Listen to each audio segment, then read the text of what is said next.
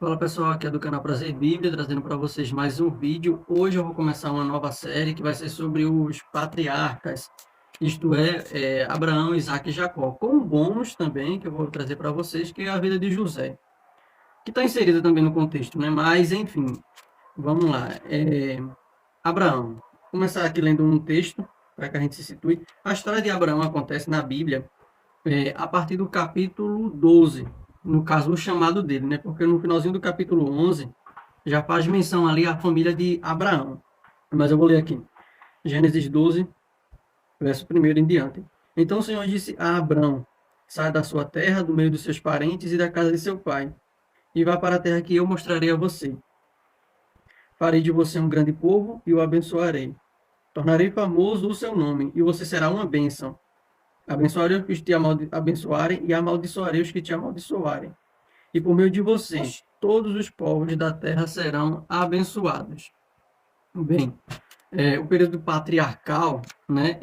Bem, o patriarcado, só para atualizar quem ainda não se situou o que é isso, o significado aqui muito breve, assim, mais básico é a autoridade do homem representada pela figura do pai, certo? Então, o período patriarcal é aquele período onde Abraão ou qualquer outra pessoa, na verdade, naquela época, era o chefe da família. Então, assim, o pessoal, as famílias não viviam separadas geralmente, como é hoje em dia, né? Na sua maioria. Lógico, quando quem casava, né, ia para o seu lugar. Mas era muito comum eles viver como uma espécie de tribo, certo? De clã. Então, Abraão teve ali Isaac, Ismael, e de certa forma eles viveram muito próximo. Isaac provavelmente não, certeza, viveu com Abraão. E, enfim, Abraão era quem mandava. Então, tudo que acontecia dentro dessa pequena sociedade, quem mandava ali era Abraão, que era o pai, né, que era o chefe da tribo, vamos dizer assim. E esse período se estendeu por um bom tempo, né? Lógico, não é primazia só do momento bíblico desse tempo aqui, mas outros lugares também eram assim. E até por muito tempo depois, né, muitas sociedades continuam assim, né? Até ter algumas mudanças. Mas enfim, vamos lá. Então, Abraão ele foi chamado por Deus, ele foi despertado por Deus. É muito importante eu já falar para vocês que Abraão ele era de uma família, de um povo que era politeísta. O que é isso? Politeísmo as pessoas, ou a pessoa que acredita em vários deuses. Então, a família de Abraão, os pais dele, no caso, eles acreditavam em vários deuses. Eles moravam ali pela Mesopotâmia, região ali na Babilônia. Enfim, aquele povo ali é conhecido realmente antigamente por ter muitos deuses. Então, um certo dia, Deus ele fala com Abraão, explicitamente com Abraão, que foi exatamente onde eu li, e dá essa ordenança para ele: olha, sai daí, sai do seu meio dos seus parentes, vai para uma terra que eu vou mostrar a você, e faz essas promessas.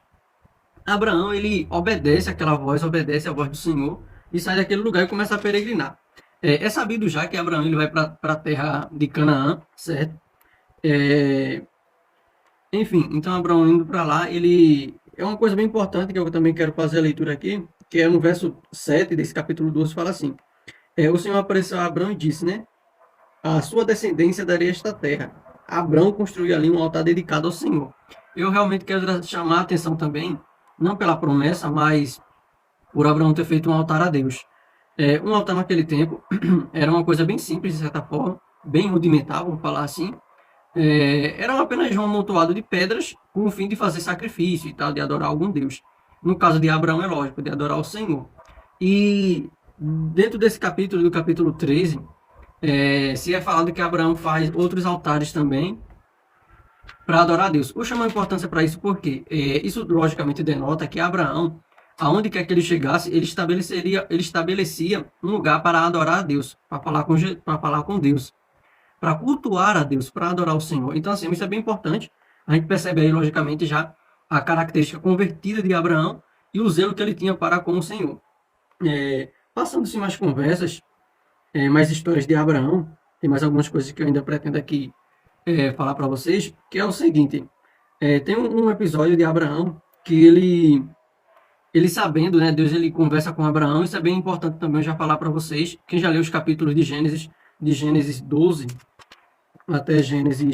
até a morte de Abraão, que é em Gênesis 25, vai perceber que Abraão é uma pessoa que sempre está falando com Deus, orando a Deus, e vai perceber mais ainda do que isso, né? Porque falar com Deus todos nós falamos.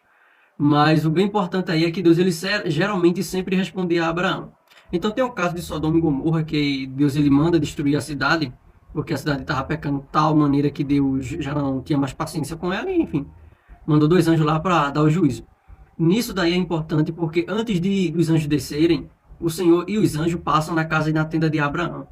E quando ele estava saindo, né, o próprio Senhor fala assim: eu vou esconder alguma coisa de Abraão. Ele fala: não, vou dizer a Abraão que vai com o seu Abraão. Estou descendo ali para Sodoma e Gomorra para ver se o pecado realmente que o povo diz aí, que eu estou sabendo se está acontecendo.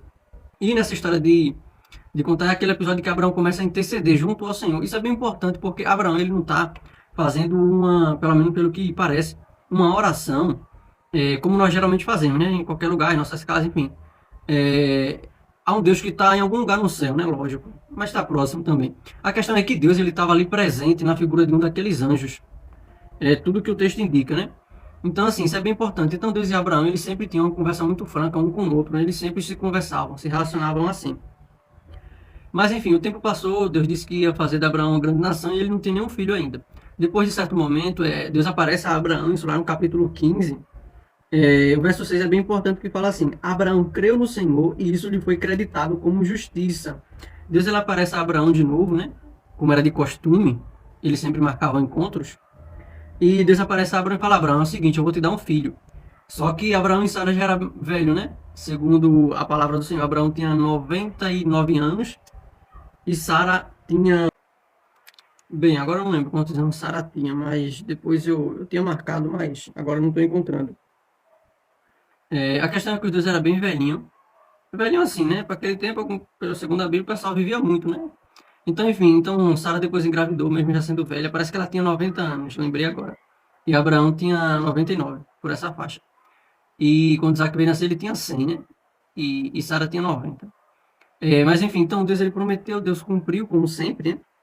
E enfim, Deus e Abraão têm essa relação, e é muito bom a gente ver que, logicamente, Deus ele mudou o modo de pensar de Abraão, a forma dele ver as coisas.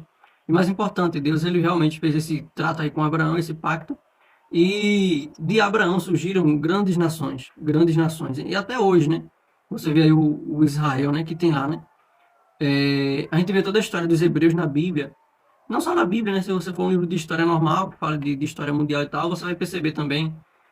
Claro que geralmente quando se fala da Bíblia, eu preciso aqui ser bem franco, o pessoal sempre tem algumas pessoas, né? Boa parte.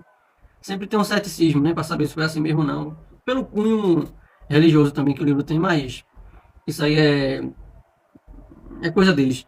O que é importante aqui ressaltar é que, enfim, Abraão era essa pessoa que ouviu a voz de Deus, obedeceu a voz de Deus.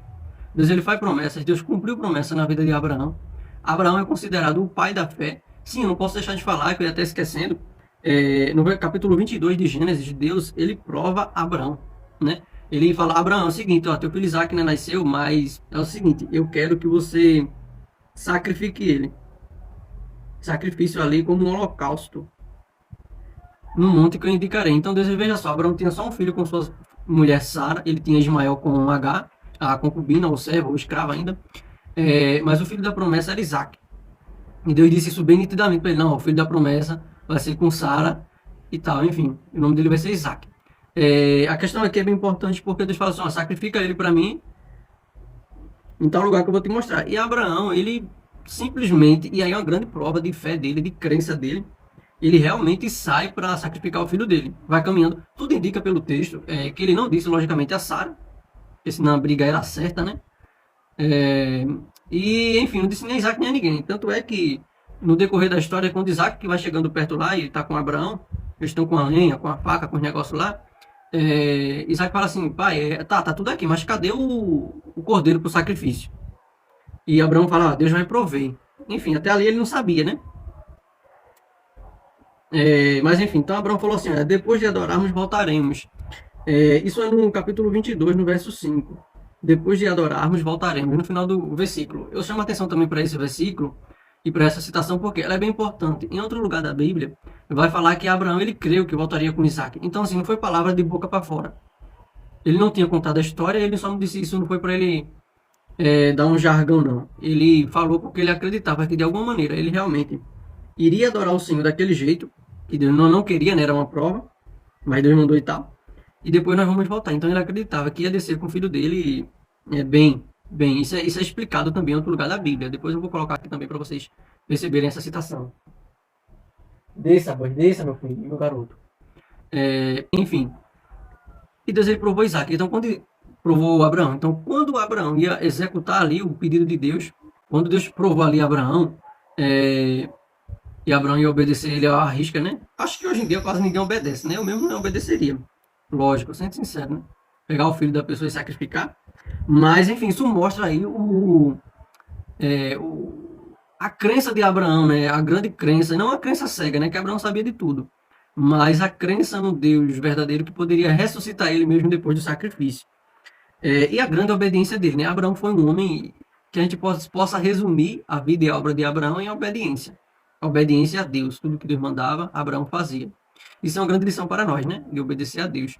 Mas enfim, então depois desse, quando ele está ali para executar o sacrifício, Deus fala assim, ó Abraão, não, né? Era só um teste, isso aí você não precisa fazer não.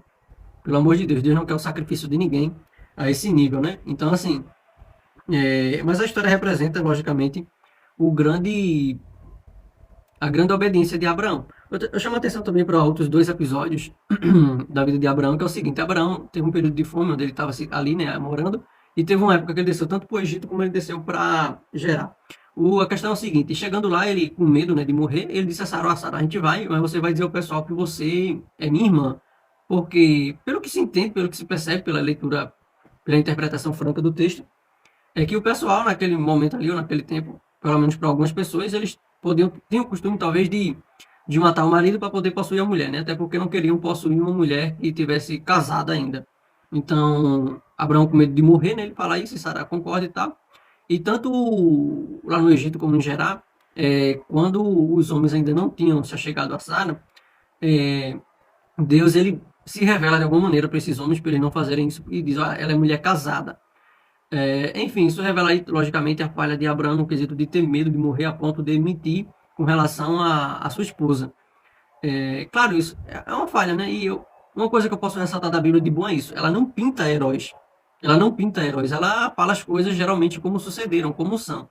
Então, se alguém falhou, ela diz, se alguém acertou, ela diz. Ela não fica querendo fazer super-heróis com as pessoas que serviram a Deus, não. Vamos lá. O negócio é que Abraão, depois de um tempo, já teve Isaac e tal, e Sara morre, e depois Abraão casa de novo. Veja, Abraão já está com mais de 100 anos aí, e casa de novo, né? E tem mais filhos também, né? Segundo a palavra do Senhor, isso fica bem claro. E finalizando aqui no capítulo 25 de Gênesis, para quem já leu, vai ler, vai ver que Abraão viveu 175 anos. Abraão viveu 175 anos. Então, quando Deus ele fala com Abraão, logo lá no capítulo 12, por ali, Abraão está com 75 anos. Então, aqui com 175 ele morre. Então, foi um século, foi 100 anos aí, de uma vida com Deus, de uma vida servindo a Deus, de uma vida obedecendo a Deus, de uma vida honrando a Deus. Então, Abraão é esse personagem maravilhoso, que teve seus erros e falhas, isso aí é lógico, mas que nos ensina muito sobre obediência ao Senhor, obediência a Deus. E a gente vê que vale muito a pena. Então o Senhor foi com Abraão, Abraão enriqueceu muito, certo? Ele enriqueceu, Deus prosperou a vida dele. Deus disse que ele ia ser pai de duas grandes nações, e isso aconteceu. Isso aconteceu tanto com o Ismael, o filho de Agar, tanto com Isaac, filho de Sara. O homem é a pessoa da herança, da aliança que Deus fez com ele, né? Então, é isso. E Deus faz uma aliança com Abraão, né? Para encerrar com essa citação mesmo. Faz uma aliança com Abraão, que é a aliança do... Como é o nome? É a aliança da circuncisão. Deus faz com Abraão e fala: todo mundo aí vai ter que circuncidar. E quando nascer menino também vai ter que circuncidar. E isso é uma coisa que, logicamente, se prorrogou por toda a linhagem de Israel, do povo de Abraão, do povo de Deus. Então, enfim, então Abraão é um personagem maravilhoso. Temos essas várias outras lições que a gente pode aprender com ele. Então lê o texto, estuda, medita, e a iluminação vem de Deus. Até a próxima.